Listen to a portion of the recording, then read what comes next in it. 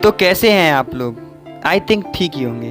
दोस्तों, आज मैं आपको एक ऐसे रहस्यमयी वैज्ञानिक और उसके आश्चर्यचकित करने वाले आविष्कारों के बारे में बताऊंगा जो आज से पहले आपने कभी नहीं सुने होंगे। जी हाँ, मैं बात कर रहा हूँ निकोला टेस्ला की। दोस्तों, अगर आपने अभी मेरा चैनल सब्सक्राइब नहीं किया है तो सबसे पहले सब्सक्राइब करें। चलिए शुरू करते हैं। निकोला टेस्ला एक ऐसे वैज्ञानिक जिसने अपने आविष्कारों से दुनिया में क्रांति ला दी थी। निकोला टेस्ला का जन्म 10 जुलाई 1856 को यूरोप के क्रोएशिया में हुआ था। उस समय क्रोएशिया ऑस्ट्रो-हेटली का साम्राज्य था। निकोला टेस्ला के पिता एक चर्च में पादरी का काम करते थे। उनकी मां अनपढ़ गृहिणी थी। अनपढ़ होने के बावजूद भी खाली समय में छोटे छोटे घरेलू उपकरणों का निर्माण किया करती थीं। घर का कोई भी सामान खराब हो जाता था तो वो उसे खुद ही रिपेयर कर देती। टेस्ला अपनी माँ से प्रेरित होकर बचपन से ही तरह तरह के एक्सपेरिमेंट करते थे। वो इतने इंटेलिजेंट थे कि कठिन से कठिन गणित के सवाल को अपने माइंड में ही सॉल्व कर देते थे। वो 1873 में ग्रेजुएट हो गए। उनके पिता उन्हें पादरी बनाना चाहते थे, लेकिन टेस्ला आगे की पढ़ाई करना चाहते थे। ग्रेजुएशन के बाद उन्हें कोलेरा, जिसे हैजा बोलते हैं, नामक बीमारी हुई। वो 9 महीने तक हॉस्पिटल में रहे और मरते मरते बचे। बीमारी के बाद टेस्ला के पिता ने उनका एडमिशन ऑस्ट्रेलिया के ग्राज यूनिवर्सिटी में करा दिया। टेस्ला ने वहाँ 9 एग्ज़ाम पास किए, जबकि उन्हें सिर्फ ज़रूरत थी 6 एग्ज़ाम पास करने की। उन्होंने माइकल फैराडे के इलेक्ट्रोमैग्नेटिक इंडक्शन सिद्धांत का बहुत ही गहराई से अध्ययन किया और उसके सिद्धांत में कुछ सुधार भी किया। जब उन्होंने अपने प्रोफेसर से अल्टरनेटिव करंट के कंसेप्ट की बात की तो वो हंसने लगे और उन्होंने टेस्ला का मजाक उड़ाया। 1882 में टेस्ला हंगरी की राजधानी बुडापेस्ट चले गए। उन्होंने वहाँ थियोडोर पुस्क टेलीफोन कंपनी में काम किया और उन्होंने वहाँ के कई उपकरणों में सुधार भी किया। उस समय थॉमस एल्वा एडिसन की कंपनी डायरेक्ट करंट का इस्तेमाल करती थी। इसी से वो दुनिया में क्रांति लाना चाहते थे।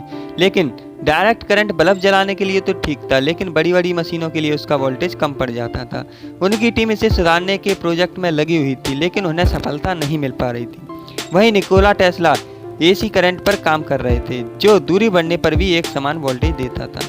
टेस्ला अपने एसी मॉडल को दिखाने के लिए थॉमस एल्वा एडिसन से मिलना चाहते थे और वो उनसे मिले भी। उन्होंने अपने मॉडल के बारे में थॉमस एल्वा एडिसन को बताया, लेकिन उन्होंने टेस्ला से ये कहा कि उनका एसी मोटर बेकार है, उसका कोई फ्यूचर नहीं है।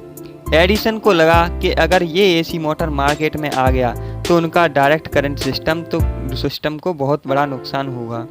टेस्ला ने उनकी कंपनी में 6 महीने तक काम किया और उनके डीसी सिस्टम में सुधार किया। इसके लिए थॉमस एल्वा एडिसन ने टेस्ला को $50,000 देने का वादा किया था, लेकिन काम होते ही उन्होंने उनसे मना कर दिया। बोला मैं तो मजाक कर रहा था। उनको वो पैसे नहीं दिए। उसके बाद टेस्ला ने उनकी कंपनी को छोड़ दिया। अब शुरू होती है निकोला टेस्ला के अविस्मरणीय आविष्कारों की कहानी। निकोला टेस्ला ने कुछ बड़े बड़े इन्वेस्टरों के साथ मिलकर अपनी खुद की इलेक्ट्रिसिटी कंपनी खोली, लेकिन बाद में जो इन्वेस्टर थे उन्होंने टेस्ला को धोखा दे दिया, किसी और कंपनी के साथ पार्टनरशिप कर ली। अब मैं आपको निकोला टेस्ला के कुछ ऐसे आविष्कारों के बारे में बताऊंगा जो अगर बन गए होते तो आज दुनिया बहुत आगे होती। सबसे पहले आता है डेथ रे। निकोला टेस्ला एक ऐसे हथियार पर काम कर रहे थे जिससे 250 मील दूरी पर भी किसी समुद्री जहाज, विमान या किसी धरती पर किसी टैंक को तबाह किया जा सकता था। इससे एक पल में हजारों लोगों को मारा जा सकता था, लेकिन मिलिट्री ने इसमें रुचि न दिखाते हुए परमाणु बम में रुचि दिखाई। दोस्तों, दूसरे नंबर पर आता है अर्थक्वेक ऑस्किलेटर, जो बहुत ही स्पीड से अप एंड डाउन वाइब्रेट करके इलेक्ट्रिसिटी प्रोड्यूस करता था। टेस्ला ने बताया कि इसके साथ एक्सपेरिमेंट करते हुए उन्होंने एक अर्थक्वेक को जन्म दे दिया था। जब वो इस टेस्ट को कर रहे थे तो उन्होंने इसकी फ्रिक्वेंसी को इतना बढ़ा दिया था कि आसपास की सारी चीज़ें हिलने लगी और थोड़ी देर बाद पूरा शहर हिलने लगा। इसके बाद उन्होंने उस मशीन को बंद करने की कोशिश की, लेकिन वो बंद नहीं हुई तो उन्होंने उस मशीन को तोड़ दिया। दोस्तों, तीसरे नंबर पर आता है वायरलेस इलेक्ट्रिसिटी। 1901 में न्यूयॉर्क के सबसे बड़े इन्वेस्टर के साथ 50-50 की पार्टनरशिप करके निकोला टेस्ला एक ऐसे प्रोजेक्ट पर काम कर रहे थे जिससे दुनिया में बिना किसी वायर के इलेक्ट्रिसिटी को भेजा जा सकता था और वो इस प्रयोग में सफल भी हुए। उन्होंने 20 मील दूरी तक बिना किसी वायर के इलेक्ट्रिसिटी को भेजा, लेकिन जब उसके इन्वेस्टर को पता चला कि टेस्ला इससे पूरी दुनिया में फ्री इलेक्ट्रिसिटी देने वाले हैं, इससे उनका कोई फ़ायदा नहीं है, तो उन्होंने आगे इस प्रोजेक्ट में टेस्ला के साथ पैसा नहीं लगाया और प्रोजेक्ट अधूरा रह गया।